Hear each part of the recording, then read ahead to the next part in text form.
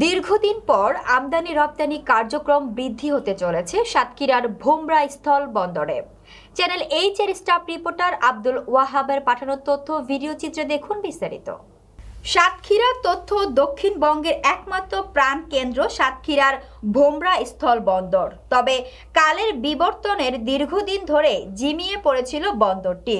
ইতোমধ্যে আস্তে আস্তে গতি ধীর হয়ে পেঁয়াজ আসা বন্ধ হয়ে গেছে। জানা গেছে 1996 সালের 15ই মে বন্দরটির শুভ সূচনা ঘটে। সেই থেকে সুনামের সাথে চলে আসছিল এই বন্দরটি।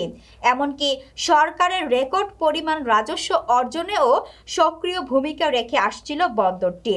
এখন ব্যবসায়ীরা জানিয়েছেন, উভয় দেশের সরকার বাহাদুর যদি সুনজর দেয় তবে সরকারের সর্বোচ্চ রাজস্ব অর্জনে সক্ষম হবে বলে জানিয়েছেন বন্দর ব্যবসায়ীরা। ভারত থেকে কি মাল আমদানি হচ্ছে? ভারত থেকে আসতেছে এখন পাথর আসতেছে, চাউল আসতেছে, শুকনা মরিচ, কাঁচা মরিচ, পেঁয়াজ, আদা, তারপর আপনার আদা আসতেছে, তারপর টমেটো ঢুকতেছে, প্লাস আপনার হচ্ছে এখন ভুসি এগুলো ঢুকতেছে, খাদ্য কোল্ডকে এগুলো ঢুকতেছে বর্তমানে ভারত থেকে। এখন আপাতত কি আমদানি কি বাড়তেছে? একটু বেড়েছে আগের থেকে তুলনায়, একটু বেড়েছে।